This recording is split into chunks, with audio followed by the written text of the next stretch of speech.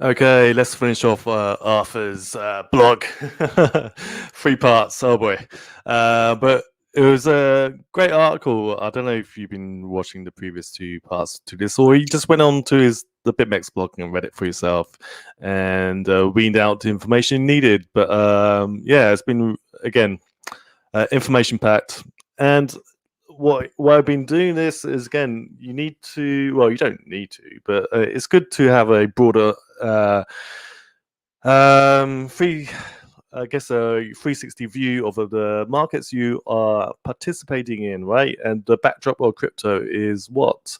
A anti-government kind of currency, a peer-to-peer, people money, right? Or doggy money, right? As Dogecoin moons today. So let's get back into the article. Let's dive back in. Okay. And I believe, I think we ended it right here. I believe so, yeah. So no choice but up. Slowing the pace of the Fed's balance sheet growth is the same thing as raising interest rate. Ooh, interest rates. Do you kind of see that correlation? Slowing the pace is kind of akin to raising the rates, which is the cost of money, and this is the ongoing back chatter of tapering, which never actually happens. Anytime the stock market goes down 10-15% on taper talk, and the Fed is back with the punch bowl of liquidity. Capital markets need liquidity. They are addicted to the free money. Without the Fed stomping on interest rates, they would be markedly higher because foreigners are not recycling as much of their trade dollar earnings into the treasury markets. And they're issuing more treasury bonds and notes faster and in more quantity than the market can absorb naturally, right? There is no politically important stakeholder that benefits from higher interest rates. Yeah, that's key sentence right there. Bondholders, both foreign and domestic, suffer mark-to-market losses on their portfolios. Ooh, that's not good. Equity holders suffer as a rise in the discount rate applied to a future stream of dividends means that valuations get crunched. Again, key sentence. Economic dogma holds that if the stock market is rising, the real economy must be doing better. Why Trump used to, always, anytime the Dow Jones would catch a new all-time high, he would be first or quick to announce that it was his doing. And it's amazing that all this happened. He managed to juice the market up without any extra liquidity provided by the Fed. Why he's had ongoing battles with Jerome, right? Again, you can look at the data on the Fed's website. They provided next to nothing for Trump, and now they're giving everything to Joe Biden. So there you go. The owners have made their choice, right? They don't want independent guys in the White House that listen to no one. Even though the policies actually benefited most Americans, Trump's policies did actually. Lower taxes, good. Low corporate taxes, good. Yeah, everything he's doing was actually, I would, agree with. But the narrative against anything he did was, wholly negative, right? Therefore, if the stock market is falling, the real economy is doing worse. Too long, didn't read. Don't let the S&P fall. There you go. Just condenses it all down into 5 words.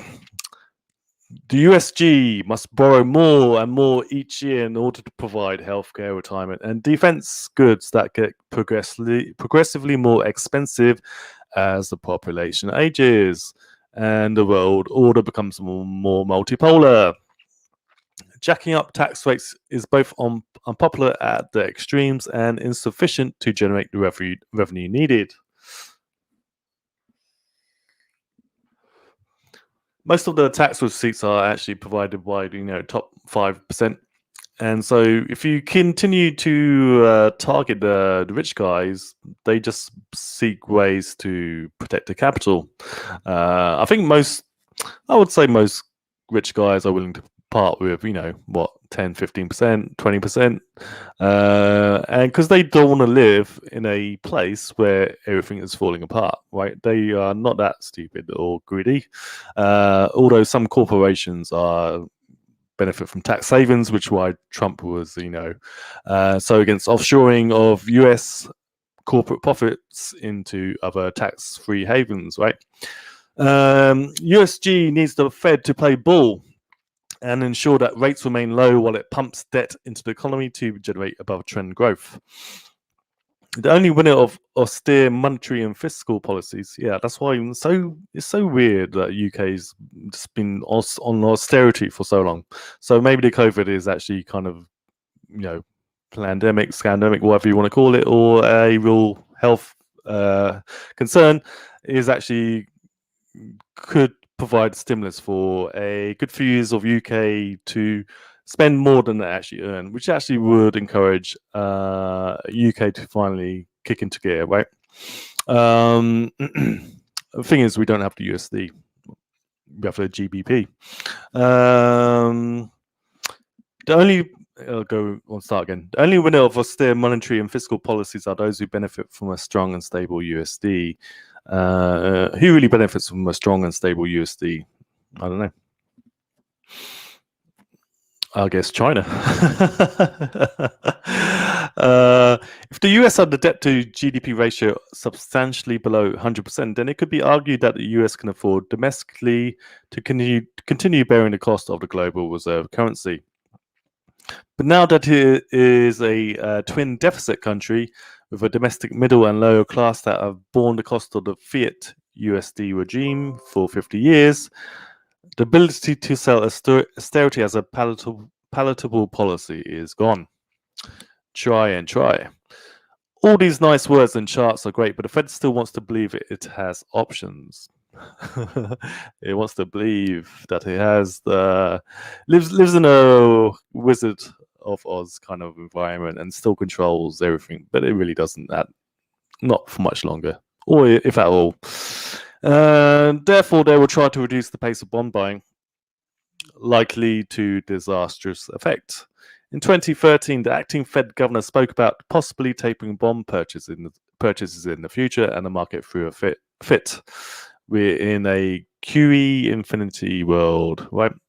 1, 2, Operation Twist, FOMO. So yes, and now we had COVID, right? 6 trillion, 7 trillion stimmy checks. Stonks and bonds got the stick, and Bernanke got with the program right quick. Like where he rhymes. JK, y'all, bond buying will continue on schedule. Every time the Fed attempts to extricate themselves from QE forever, the market says "niet." The states, you should have spelled out the I, but "niet." Oh, New York et. Maybe he's smart. Yeah, I think he did a New York et niet. The stakes are even higher this time because the stated policy of the USG is that we are at war with COVID. Perpetual wars. Are we still in war with Afghanistan, Iraq, etc., Middle East? These ongoing stuff. A war machine continues to need a reason to exist and to continue to spend. It just becomes a kind of whirlpool of money, right? Keeps a black hole, more like, because nobody wants to contract. No government agency wants to contract, and they actually create more government agencies over the years, so which require more public funds or fake money, however you want to call it, and will therefore spend whatever it takes because we can. Similar to the 1939 to 1951 period, the Fed will implicitly or explicitly be called upon to buy bonds to engineer a treasury yield curve that is below the rate of yearly economic growth. Right now, there are two problems. The Fed is thinking about reducing monthly bond purchases, and US government elected officials haven't passed any new massive spending bills, have they? Additional to the 6 trillion? and the stimmy checks from last year, the crypto markets gave a prelude to what will happen to the equity and bond markets. Bond markets if the Fed and the US government don't work together to spend more money. So that was our crash, right? I fully expect cross-asset class carnage to continue into the early fall. The Fed has 2 policy meetings in June and July. If they start to seriously talk about tapering balance sheets growth, watch out. Are they going to test the market? Right? Who knows? The Democrats need to figure out a way to pass their infrastructure bill. I think it's passed, right? I'm pretty sure it's passed. Who knows what sort of compromises they will make to get it over the finish line. But we need more stimmy checks. The expanded $3,600 child credit for 2021 is a good step towards keeping the manna from Washington, D.C. flowing and Robinhood accounts filled to the brim. Go Doge. All this to say, if the Fed's balance sheet, oh man, imagine if Hex gets listed on Robinhood or Coinbase, but Robinhood. All this to say, if the Fed's balance sheet, so keep making those TikTok videos and Twitter videos. All this to say, if the Fed's balance sheet is going to grow 10x, a lot more borrowing needs to happen quickly. Yeah, nothing goes up or down in a straight line. Yeah, apart from Bernie Madoff's fund. Without falling equity prices and rising interest rates, the inertia of a large bureaucratic organization will subsume the efforts to fiscally expand aggressively. So it needs falling equity prices to give them the excuse to print, right? So maybe they will jawbone in June. Again, I believe we will see a global negative market reaction this summer and fall. Wow, big cool. Is he talking about stocks? What is the stock market doing? I haven't actually looked at it. Approaching new all-time highs. High of 35,000 on the Dow Jones. We are at 34,633. How high? The point of this essay is to argue that in order to fight the war with COVID, and going back to Dow Jones, I've got a target for 64k. Okay. In order to fight the war with COVID and avoid exacerbating social unrest, the only political acceptable course of action is nominal GDP targeting paid for with borrowed money. Yes, that's good. In order to keep the cost of borrowing lower than achieved growth, the Fed will expand its balance sheet to whatever level is necessary. Holy moly. 10x is predicting. The nominal GDP growth targeting policy works. The nominal GDP growth targeting policy works. The only issue is preventing out of control inflation and wages. And goods. But sometimes it's politically acceptable outcome. During and after a war, I think wages need to ratchet up because they've been flat for so long, right? Decades, since the 80s, late 80s, early 90s. Americans and Brits especially haven't really seen wage growth. During and after a war, a government always accepts this type of pernicious inflation as it's the only way they can pay for the endeavor. The trick is to spend the money on endeavors whose real economic value yields more than the interest on the debt issued. US never does that. China has pursued such a strategy with great success from the late 1970s until today. That's one benefit of central planning, right? You can have 10, 15, 20-year goals and get them, knock them out of the park. And there's no back and forth between two parties. Two-party system doesn't work. Can you have a successful company without a autocratic CEO like Steve Jobs or Jeff Bezos? No, you can't. You can't have infighting. You all kind of got to sing from the same hymn sheet. Michael Pettis argues that the true cost of debt outpaced economic growth sometime after 2008. China amassed the largest stock of debt ever in human history. Who cares? You just do a debt jubilee at some point, right? Who cares? It's all Fugazi money anyway, right? Even BTC's Fugazi, but it's just different scale of Fugazi, right? But that's okay. It's all fine. China amassed the largest stock of debt ever in human history because it adopted a nominal GDP targeting policy with supreme gusto. Why don't they do this? I've been calling for this for ages in Western economies. And it doesn't issue the global reserve currency. If the US dedicates itself as well, the sky's the limit to how much debt the Fed can warehouse. Blah. Yep. I mean, yeah. The whole goal of the Fed is to produce more of their units of debt. So they can talk all they like, but they must produce more debt. I cannot predict with any certainty how large the Fed's balance sheet will grow. I only know that if such a policy is pursued, the only way to pay for it is through money printing. The question for us traders and investors is what financial asset we can own that rises at least at the same pace as the Fed's balance sheet. If you haven't seen my, I think it's Grow Up or Blow Up. He really breaks down every single asset and how they've been, basically been crushed by the Fed balance sheet.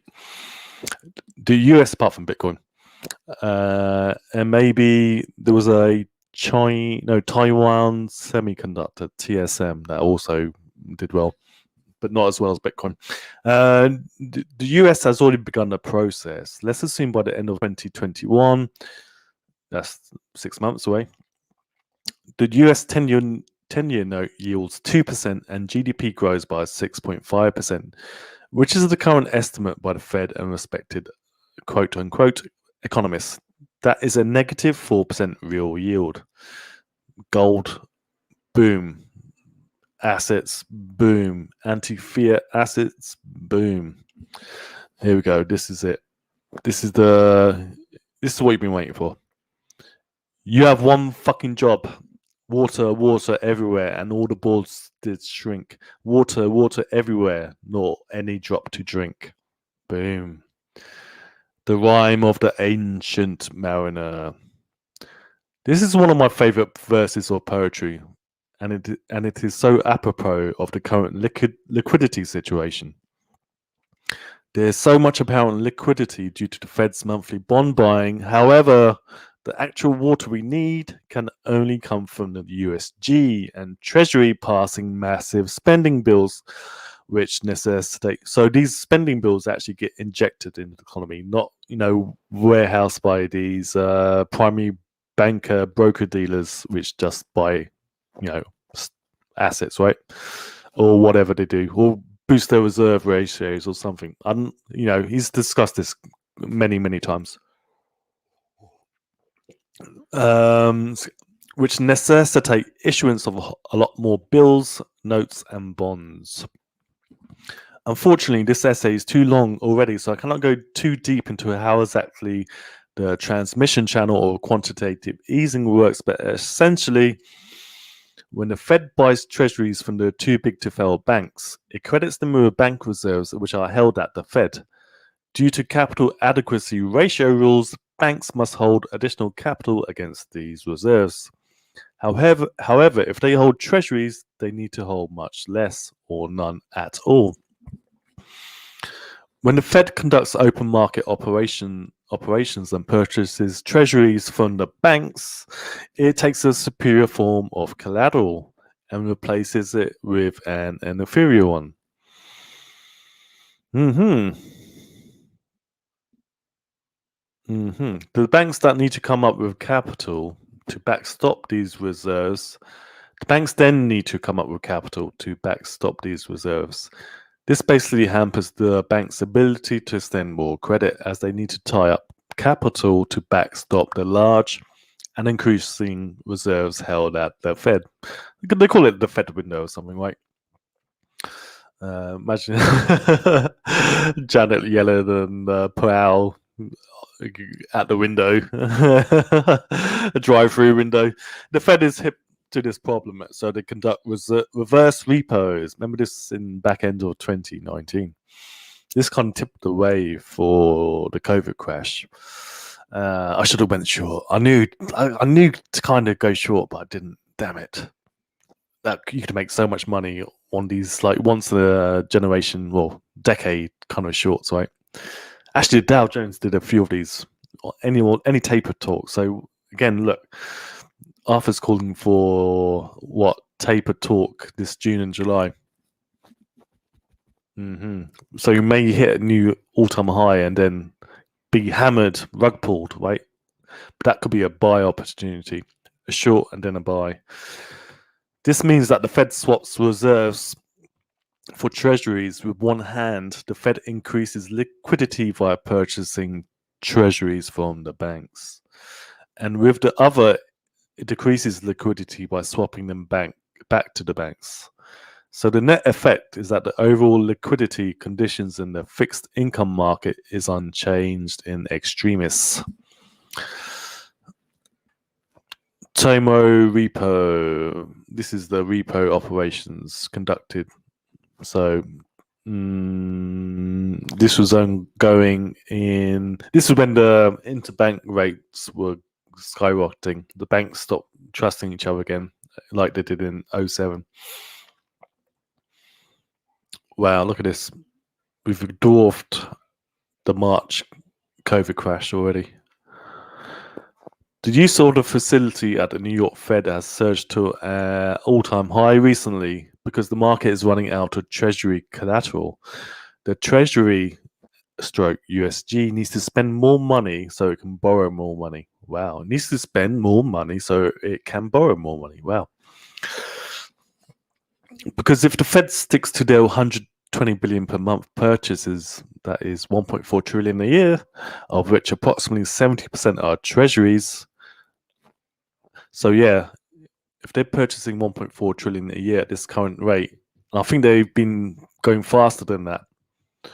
So 8 trillion balance sheet could double in the space of 4 or 5 years. 16 trillion. 70% are treasuries. There won't be enough collateral to go around so that the banking system functions. And short-term rates are higher than 0%. There are various structural and legal reasons why the short end of Treasury curve cannot go negative without causing severe disruption to how the US money markets function. Okay, they will stay at zero then. In 2008, the Fed switched into high gear money printing mode.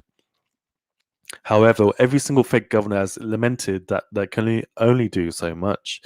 If the USG does not spend more money and thus create more Treasury collateral, their quantitative easing measures are ineffectual. QE only transforms the balance sheets of banks and other financial institutions from those that hold treasuries to those that hold riskier corporate debt and equities. It does not mean banks will take risk lending to the real economy. It does not put stimmy checks in the hands of GameStop warriors. It in essence does nothing to correct Labour's underperformance versus capital since the 1970s. The Treasury is well aware of this fundamental problem. It's time for it to spend dosh and take us to Valhalla. Crypto has the release valve. When a measure becomes a target, it ceases to be a good measure. Marilyn Strathern. The financial markets are a collective of various measures that are supposed to tell us things about different aspects of the real economy. However, these measures cease to have any meaning when central banks turn them into targets. Then they only tell us the degree to which the central bank will engage in buying or selling an asset to achieve a desired political acceptable outcome. Thankfully, unlike our human counterparts in the 1940s and 50s, we have crypto. Even if they were forbidden by the domestic government from holding gold, the ability to express yourself financially was only really available to the extremely rich. Everyone else just ate their humble pie and grumbled while their savings were eviscerated to pay for the world's second iteration of total war. Here are the various measures and how they have become targets. Government bonds. Almost every central bank globally distorts their domestic bond market via aggressive purchase schedules. Therefore, government bond yields only tell us how much a central bank is willing to expand its balance sheet. It tells us nothing about the true and appropriate cost of money. People still look at the 10-year yield as the cost of money. Equities. Almost every central bank globally is active in their respective domestic equity markets. The Fed isn't yet, but all it would take is a sustained fall in the S&P 500, and they would find a way to support the equities market. Central bankers and most politicians believe their scorecard is the performance of the equities market. And that somehow means the real economy is healthy. But if you can target any level of equities via printing money to purchase them in the necessary amounts, then stock market performance tells you nothing about the actual health of the domestic public corporate sector. Housing. Almost every central bank globally is active in their respective domestic housing financing markets. The US is an anomaly in how developed its mortgage-backed assets markets are, but central banks and federal governments set stamp duties, mortgage rates, and other affordability measures to encourage or discourage the purchase of houses. It is not a great measure, because there are so many idiosyncratic policies that distort the price of a house, representing materials and imputed owner-occupied rent. Gold. The interesting thing about gold that it might just get its mojo back. The large bullion banks, starting in June this year, will face changes to how they account for and fund unallocated gold on their balance sheet. Basel's III new rules might make it impossible to suppress the gold markets via creation of unlimited paper shorts. I thought that Basel III accounting was I thought it was a couple of years ago. Maybe I'm wrong. I thought it was already passed. If this actually comes to pass, then gold might once again be a measure of monetary inflation rather than a sleepy rock that sits in vaults around the world. Finally, crypto. XBT USD. This is a chart of Bitcoin and Ether indexed against the Fed's balance sheet in the post-COVID era. Shame I can't. I'm going to save this. Okay. Can I blow it up?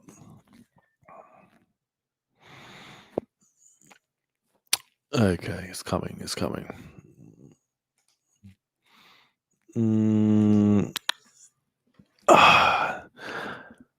Let me see.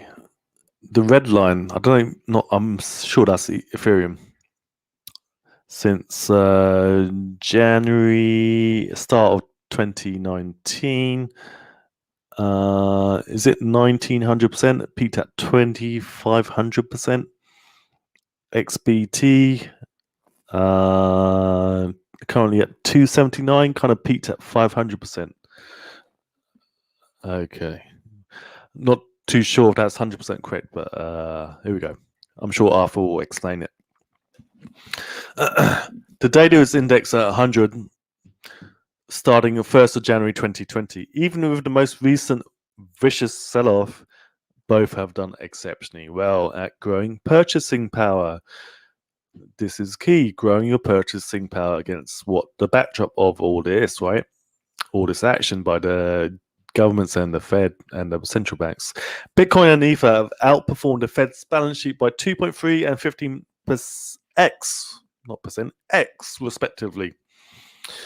No organization with a printing press has a target price for any crypto. Quite the opposite. They believe crypto just represents the madness of electronically connected crowds.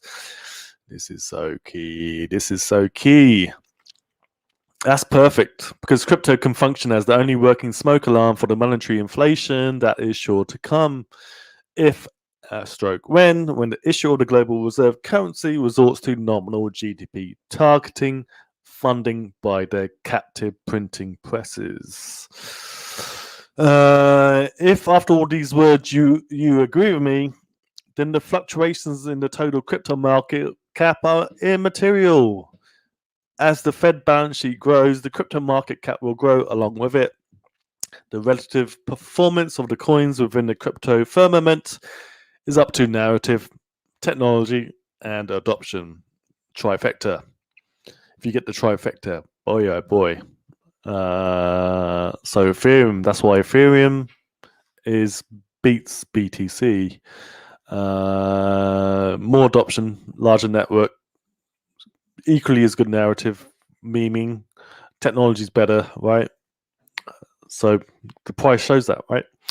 Now that I've laid out my global and macro thesis for why it is foolish to be short the crypto market as a whole, I can get back to in-depth analysis of the crypto micro market structure and how DeFi will render most of the current financial institutions useful only to those who refuse to use digital payments. Boom, boom, boom. Beautiful, beautiful, beautiful stuff by Arthur. Again, keep these on your notification list or share it, subscribe, or just watch my videos as I talk about them as they come in. Okay, people. I hope you enjoyed it. Peace, Balaji.